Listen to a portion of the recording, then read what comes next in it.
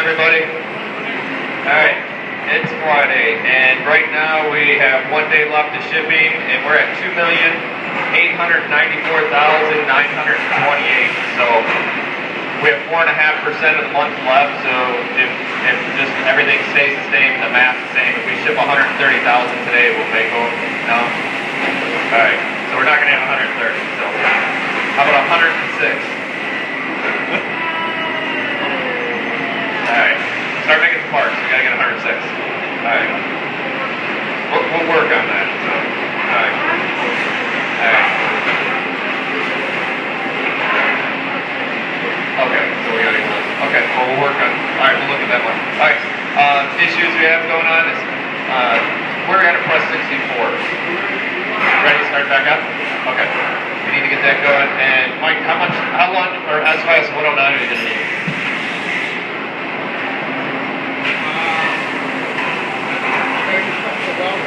After lunch? I'm sorry?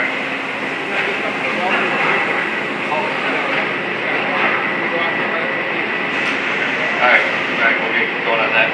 And Paul, can you look at the 12-487 Robin? All the pieces. Yep. And then also 164, then on Monday morning, we put 58. SYS 164. Okay. Alright, a couple things going on. Jimmy, obviously, we gotta get the color change done on 7. 25 needs to get the CG11 so we can run that over the weekend. 26, Jimmy just changed the inserts over because we're gonna need to get back to SYS 89 for the weekend. So those are just extra parts that we needed anyway. 34, we need to get that fixed up and running for the size. Do you know SYS 124 when we're going to get that back? It had a broken detail. Huh? An hour. An hour? Okay, so that'll be back in an hour, Jimmy. We need to get that going. And then just a reminder, don't put any more material on BRN1. We want to run out that material and get on to the fill 3 for the weekend. Rich, did you get somebody over to level press 32? Is it better?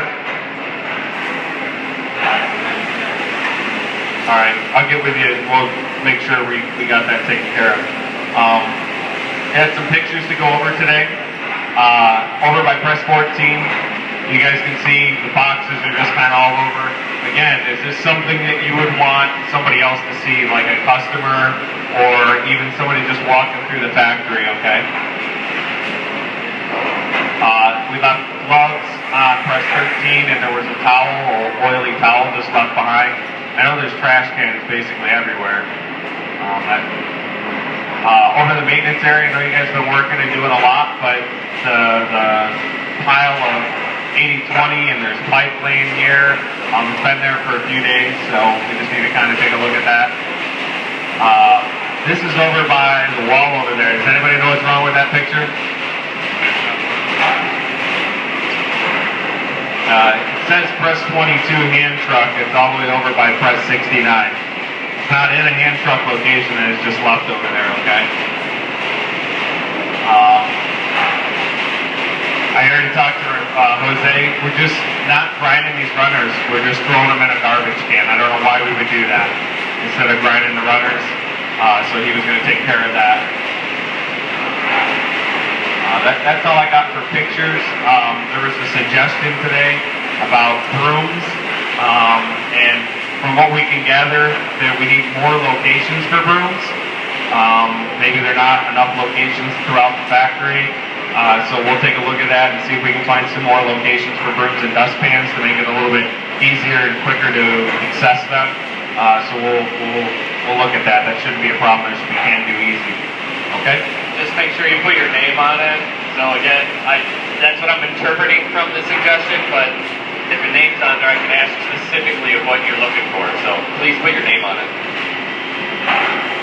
Alright, Kaizen events, we're still putting dates on once we get some labels up for the mezzanine. I just got the labels in so we can finish up the closet, so I'll also put that up there. And also we're going to be looking for some volunteers to help Anna Zamora is working on the last shots of receiving mezzanine, so we're trying to get that all organized. So that'll be another one going up. Okay?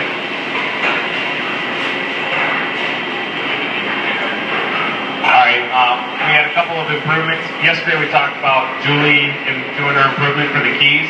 So I got a picture up here of the key thing.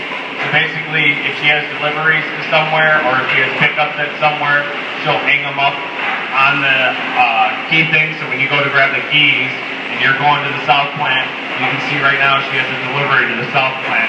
So you can then ask her what needs to be delivered so you can take it down there as you're going there. If she has pickups, it'll be on the other side. So there's three. There's South Plant, Boynton, and Jason Toole. So just make sure you check with her. For shipping, for receiving, she was walking all the packing slips around to everybody. She would make a copy, go over to the copy machine, make a copy, and then give it to everybody. So to try and make things a little bit better, we got her a scanner. She can scan it right into her email and just email it to the person that needs the packing slip. She doesn't have to go anywhere. She can do it all from her desk and then turn all the packing slips in, okay? Now, one of the things that I wanted to mention, we didn't really have anywhere to put it on her desk. As you can see, there's a lot of space here. Well, she realized that she doesn't use the two zebra printers a whole lot.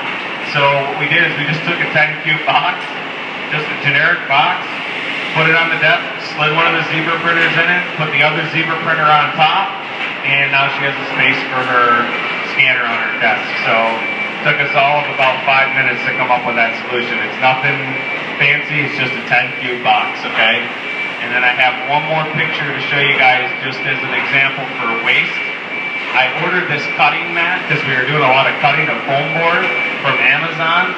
Okay, this mat is about a 1/4 inch thick and it's 24 by 36. Look at how big of a box they put it in. The box is huge. It's a huge waste of space. And then they put cardboard packing inside so it wouldn't rattle around. It's a cutting mat. They could have rolled it up, put it in a smaller box and shipped it out and saved a whole bunch of time and money. Just a huge waste on that. So I wanted to show everybody that picture. All right. We're not going to read from the book today. We'll get back to that. I've got something that I got and that I read through, and I thought it pertains a lot to work also, but it's basically for youth football coaching, and we get these blogs and everything, and it talks about how people when they do something right, people always are negative about that person because what they're doing is raising the bar for everybody else, okay? So it's easier to bring everyone down than it is to raise yourself up and take that risk on, okay? So it's actually a poem, but I'm obviously not going to read it as a poem. So, all right. So it's winners versus losers. The winner is always part of the answer. The loser is always part of the problem. The winner always has a program. The loser always has an excuse. The winner says, "Let me do it for you." The loser says, "That's not my job." The winner sees an answer in every problem. The loser sees a problem for every answer. The winner says it may be difficult, but it is possible. The loser says it may be possible, but it is difficult.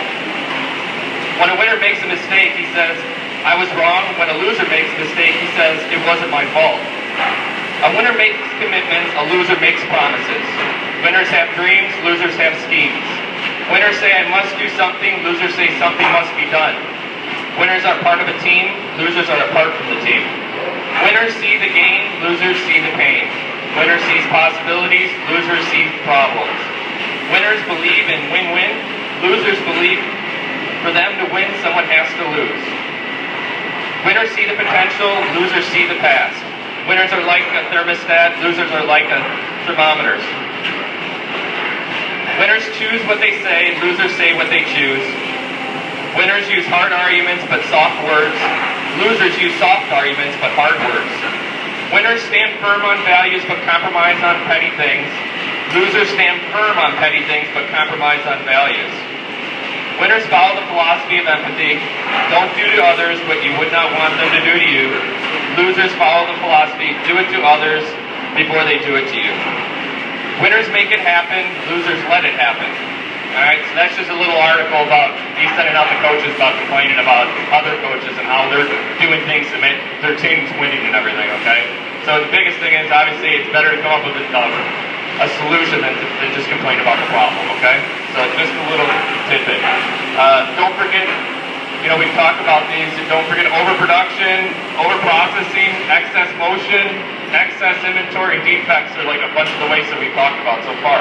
Just when you're walking around, just notice it and just identify it. That's all we're saying. Is once you start seeing it, you'll see it everywhere. Okay? Any questions? Yep. All right. Sorry. Videos. I think he's got